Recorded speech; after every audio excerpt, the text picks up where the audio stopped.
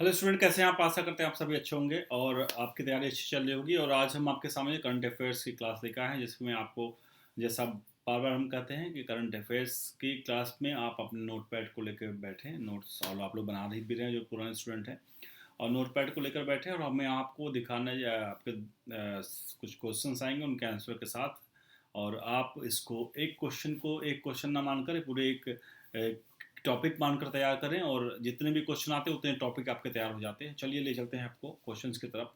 और सबसे पहले हम क्वेश्चन को बताएं, इससे पहले हम आपको दिखा दें अनअकैडमी का। जो लोग यूपीएससी की तैयारी कर रहे हैं, हम तो तैयारी करवा ही रहे हैं, लेकिन इसमें सबसे हम आपको अनअकैडमी से कोर्सेज ज्वाइन कर सकते हैं, जहाँ पर आज कॉम्बो प्लस कोर्स खरीदने पर आपको 4500 रुपये का डिस्काउंट मिल रहा है। और अगर इसमें फ्लैट जीएस का कोर्स करते हैं तो हमें जीएस प्लस जीएस कोर्स पे 2500 रुपये का ऑफ मिल रहा है। 12 महीने का सब्सक्रिप्शन कॉम्बो प्लस के लिए महज 51,471 रुपये देने हैं, जो कि आप इसमें 10% का और डिस्काउंट ले सकते हैं। ओनली UPSC 10, जी हाँ, डिस्क्रिप्शन बॉक्स में लिखा हुआ नीचे ओनली UPSC 10 कोड डाल करके आप यहाँ पर आप जरूर ले सकते हैं। इसके अलावा 18 महीने का कोर्स आपके सामने 59,848 रुपये से स्टार्ट है। और आपको बता दूँ, 9 फरवरी से नए कोर्स स्टार्ट हो रहे हैं, जहाँ पर बाई लैंग्वेज है। आपको बता दें, हिंदी, जो छात्र कहते हैं हिंदी में तैयारी नहीं होती, वो छात्रों के लिए बहुत फायदेमंद है। दूसरा, आपके नीचे एक नंबर डिस्प्ले हो रहा है, देखिए आप मेरे बगल में जिस ये नंबर डिस्प्ले हो रहा है, ये वाला नंबर, और इस नंबर पे आप समझिए कि 858585 करके नंबर्स हैं। इस नंबर पे कॉल कर लें और बैचेस की डिटेल्स यहाँ पर देंगे। और ध्यान रखिए, ओनली यूपीएससी के बारे में जरूर बताएं कि अपना कोड हमारा ओनली UPSC 10 का कोड वहाँ जरूर बताएं जब कॉल करें, जिससे आपको रिस्पॉन्स मिलेंगे और वहाँ पर आपको आसानी से क्लास ज्वाइन कर सकेंगे। तो इस पे कॉल करके आप जानकारी ले सकते हैं। आगे बढ़ते हैं और कोर्स ज्वाइन कर सकते हैं। और अभी फरवरी में कुछ कोर्स लॉन्च भी किए गए हैं। इसके अलावा आइकॉनिक सब्सक्रिप्शंस हैं, जो सारी डिटेल आपके डिस्क्रिप्शन बॉक्स में नीचे लिखी हुई है। तो आप एक एक चीज़ कर लें। Iconic month resolution crack UPSC 2023 के लिए फ्लैट 22% ऑफ है, प्लस 10 फ्लैट एजुकेटर्स, जैसा हमने बताया। ओनली UPSC 10 लगाएंगे तो आपको मिलेगा 18 महीने का आइकॉनिक कोर्स 76,176 का है। और ये मंथली बेस पे आप पे कर सकते हैं, यानी कि बड़ा अच्छा आपके लिए है।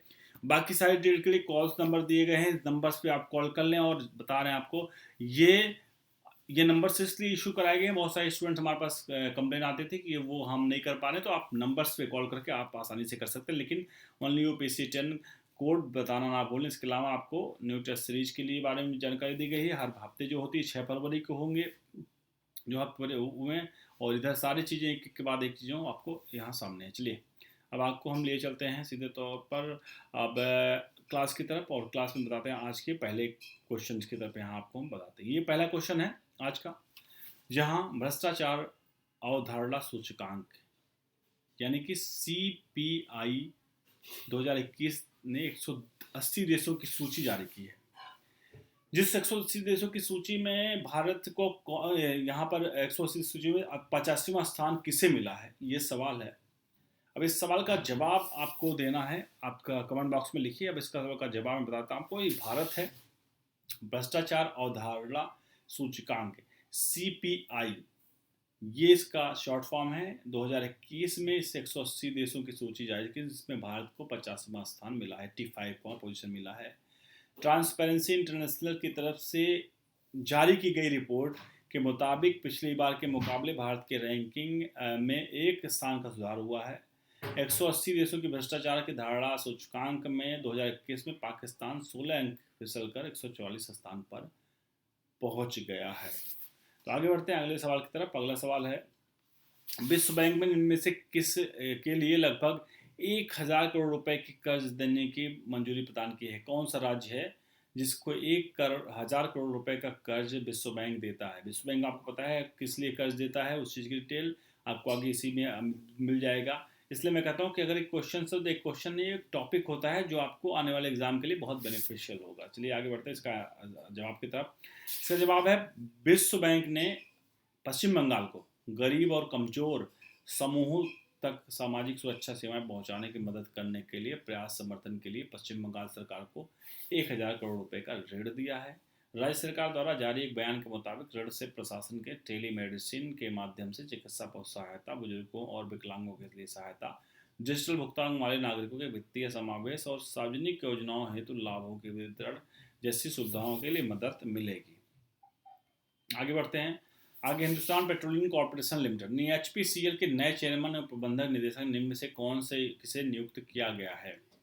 आपके सामने ऑप्शन है, अगर आपको ऑप्शन पता है तो आप बता दें, बाकी जवाब की तरफ चलते हैं। जवाब है हिंदुस्तान पेट्रोलियम कॉर्पोरेशन लिमिटेड यानी HPCL, इनका चेयरमैन नया मिला है पब्लिक इंटरप्राइजेस सिलेक्शन बोर्ड यानी PESB ने पुष्प कुमार जोशी को चेयरमैन MD चुना है। समझिएगा, इसमें हमने कहा कि हिंदुस्तान पेट्रोलियम का नया चेयरमैन कौन मिल गया? पुष्प कुमार जोशी। एक सवाल आपका मिल गया। अब हिंदुस्तान पेट्रोलियम कॉर्पोरेशन के चेयरमैन कौन चुनता है? तो पब्लिक इंटरप्राइजेस सिलेक्शन बोर्ड चुनता है, जिसे शॉर्ट फॉर्म में PESB भी कहते हैं।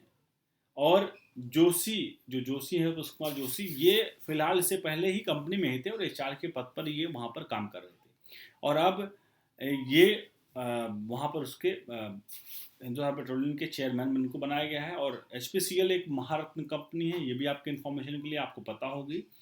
इसे भारतीय कंपनी के अधिनियम 1913 के तहत एक कंपनी के रूप में मूल रूप से निगमित किया गया था। तो आप समझिए, मैं इसको बता रहा हूँ, इसे एक टॉपिक के रूप में हो गया कि हिंदुस्तान पेट्रोलियम कॉर्पोरेशन के बारे में आपको पता चल गया, और इसके चेयरमैन को सिलेक्ट कौन करता है, और इससे पहले जो सिलेक्शन हुआ है वो कहाँ पर थे, और ये कंपनी महारत्न कंपनी के रूप में है, और ये 1913 कंपनी के रूप में निगमित किया गया। तो इसका मतलब एक क्वेश्चन नहीं, एक टॉपिक यहाँ पर आपके सामने तैयार हो जाता है। आगे बढ़ते हैं। हाल ही में पद्मश्री अवार्ड से सम्मानित किया गया प्रसिद्ध कथकली नृत्यांगना का निधन हुआ है, वो कौन है? आपको इसका जवाब हम बता देते हैं, अगर आपको पता है जवाब तो जरूर लिखें। यह है प्रसिद्ध कथकली नृत्यांगना मिलेना साल्विनी का हाल ही में निधन हो गया है। फ्रांस में भारतीय दूतावास ने एक ट्वीट कर इसकी जानकारी दी है। बता दें कि इटली में जन्मी साल्विनी जो है वो नियमित रूप से भारत के खासतौर से केरल से आया करती थी, और उन्होंने केरल की कथकली सीखी और पेरिस के में भारतीय नृत्य शैलियों के लिए एक स्कूल जो था सेंटर मंडप चलाया, और भारत सरकार के अधिनियम कला के क्षेत्र में उनके योगदान हेतु 2019 में उन्हें पद्मश्री पुरस्कार से सम्मानित किया था। इसके आगे बढ़ते हैं, आगे अगले सवाल की तरफ। अगला सवाल है, आंध्र प्रदेश सरकार ने राज्य में निम्न में से कितने जिलों के गठन की मंजूरी दी, यानी कि नए और जिले बनाए जाने हैं?